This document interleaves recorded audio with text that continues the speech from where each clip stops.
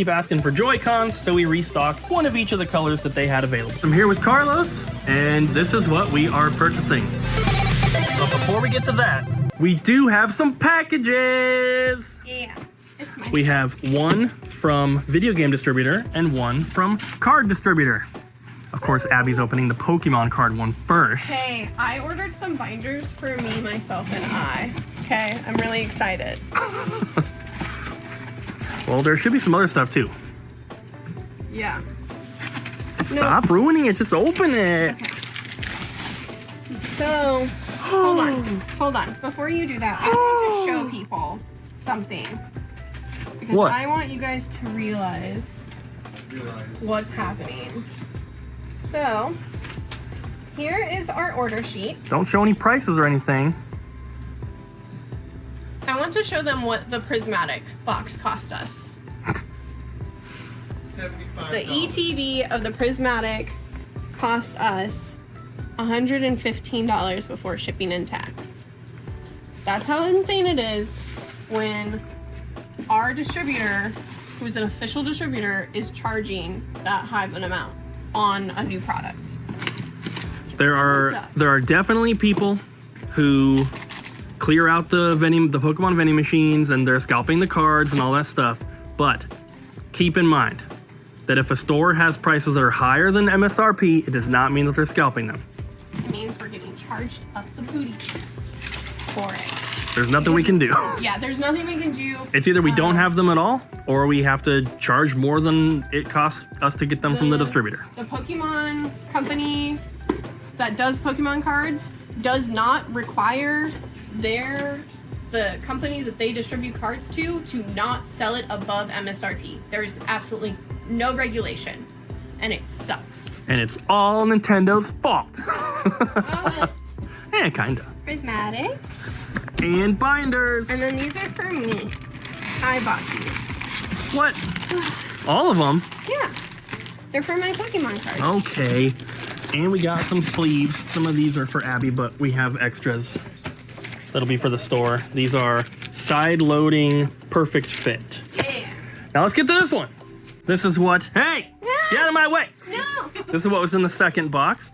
We got two of the Tears of the Kingdom Collector's Editions. Somehow our distributor had them in stock. It was a factory sealed case, which was that little box. I just opened it and look, it already has like a freaking line right here.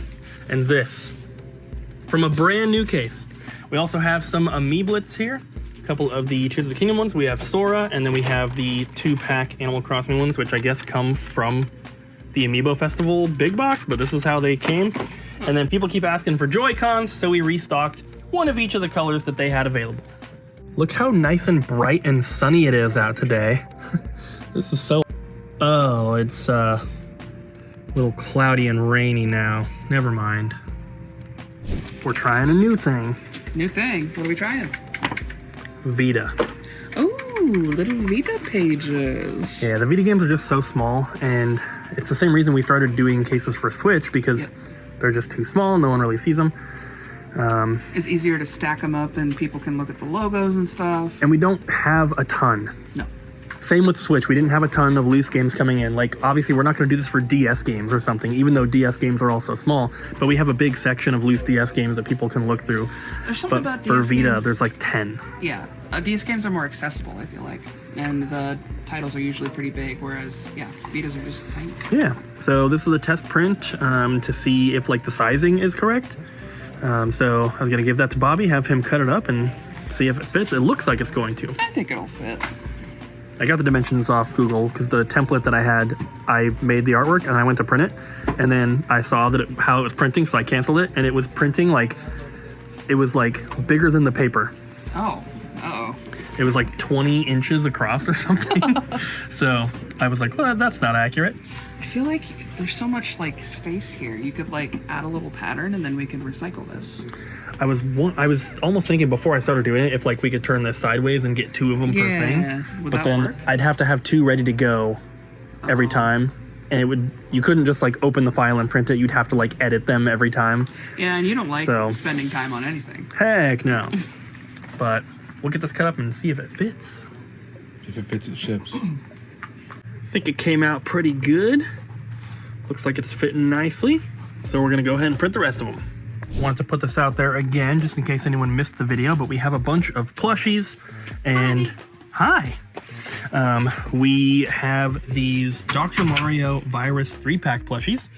Mostly those, but we also have Rivet from Ratchet and Clank, and we're offering these to other stores. So if you're a store owner, you're watching, if you want some plushies at a really, really good wholesale price. We only had a couple people contact us so far, but I don't know if you guys understand like how good of a deal it is. So if you're interested, reach out, doublejumpvideogames@gmail.com. We do have some Demon Slayer figures as well. We have, I think, 2 or 3 boxes of each, so there's a bunch. If you're interested, let me know. I keep forgetting to tell you guys, and now you're hearing this at the last possible second, I don't think I've mentioned it, but we have the Washington State Gaming Expo this weekend. It's Friday, Saturday, Sunday. This video goes up on Friday, so by the time this video is out, the show's already been going on for a few hours. But I am doing this show with David, and yeah, it's a 3-day thing. We just have, I think we have 3 tables. We're only taking whatever can fit in my car. So we're not taking like a huge booth or anything, but it should be a good time. We're excited, it's gonna be fun. And I'm going to hopefully be able to film an SNES Quest video at the show, which if you guys follow the Sit Cooper YouTube channel, that's the series that I've been doing where I'm trying to finish off my Super Nintendo set. We're getting very, very close. So I'm excited. You can come to the booth and buy some video games, buy some merch. We're gonna try to take some shirts and obviously like sticker packs and all that kind of stuff. It's gonna be a fun time. Come hang out and say hello, and hopefully we'll see some of you guys there. No inappropriate things. Okay. You ready for tomorrow? Yeah, that's right. Tomorrow morning, I'll see you. Tomorrow morning. Tomorrow morning. Santa's coming. What's tomorrow morning? Santa's coming. You got class. That's all you got to worry about. Actually, I have the day off. You better. So you're working? Just kidding. Bobby's meeting me at the new store tomorrow because we gotta load some stuff. We need to get like the little display cabinets and stuff for the convention this weekend. And before that though, before I meet Bobby at the store, meeting up with David, we're picking up something very, very special for the new store that I'm so excited about.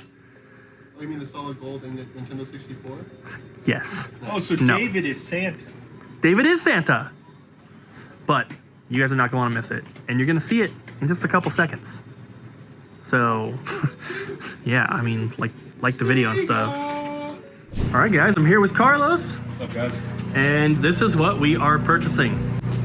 Sega Genesis and Game Gear accessory shelves. And there's someone mowing the lawn in the background, so it's a little noisy, but you were just telling us... home back here. It's always really noisy. You were just telling us how you got them, and I wanted people watching to hear as well, so go ahead and tell the story. Yeah, I was just browsing one night on Craigslist. No one uses Craigslist anymore, but someone does, and I found these, and I asked the guy if they were still available, and I asked him, where they came from, and he said that his dad used to work for Sears back in the 90s, and one day he brought them home, and they put them in the garage, and they kind of just used them as storage, and they've been sitting there for years until he decided to sell them, and I was like, I'm a huge Sega fan, I will take them. So I borrowed my brother's truck, and I came out here to Vancouver, picked them up, and they're in my game room for about 4 or 5 years until I moved out here, and I just don't have the space for them anymore, and I'm just happy they're going to a good home now. Yeah. And I actually messaged him back in like 2021 when you first posted about them. I was showing them off. I thought they were, And I was like, if you ever decide to get rid of them, let me know. And then messaged me a few days ago. You're like, hey, I think it's time. Yeah. So here we are. So we're going to try to use these in the new store. We're going to have obviously like an aisle for Sega stuff. So we're going to put them in there. They will not be for sale. But yeah, like arcade stick boxes for Saturn, we usually have those. So those would fit down here, stuff like that. I think it'll be cool. He said that he had a shelf right here when they were in his game room.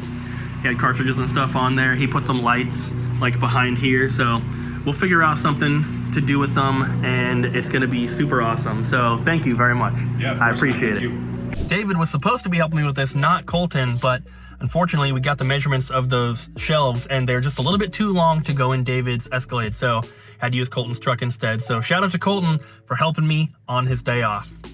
Excuse me, ma'am, I'd like to do a trade-in. What are we trading? I have these glass case keys. Where did you get these? I found them in someone's pocket. Okay, well, You can't have these, but I'll give you $100 for them. Can you do 150? Yeah, I can do 150. We just closed, and it's time to load up stuff for the convention this weekend. Can't bring that much because it's only what I can fit in my car, which is a Honda Civic.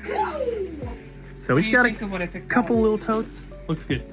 Are you sure? You didn't even look. It looks fine.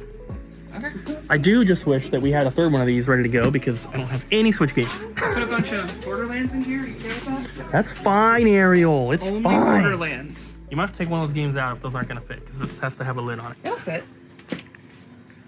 I'll take one out. But we're taking some consoles, taking just a bunch of stuff. We have 3 of our little like countertop glass case things that are already full. You can see some gaps in here where I took some stuff out. So we have a little bit of everything. I didn't grab like PS5. I didn't grab Switch. Went more with like the retro stuff. Apparently there's not a lot of video game vendors at the show, so hopefully sales are really good for us. But I also wanted to grab some merch. Wanted to grab at least a few t-shirts and then some plushies as well. So I don't know. We'll see. We'll see. We got some stuff in the trunk and then we have all this here. We did. Junk in your trunk. I do. We got some shirts, some sticker packs, a couple consoles. We did get a bunch of Switch games in there, so should be a good time. It's going to be a weird convention because it seems like it's mostly board games, tabletop games, card games, but for some reason there's us and Gamebound, I think, are the only 2 video game Sure, you vendors. dropped something. It's the last one of the season. Oh, thanks. Sorry. All right, guys. Hopefully, we'll see some of you at the convention, and if not, we're still gonna be open here. First like bigger convention we're doing while still being open to the store. Even though we only have a couple tables, but still. See you guys. Thanks for watching. Bye.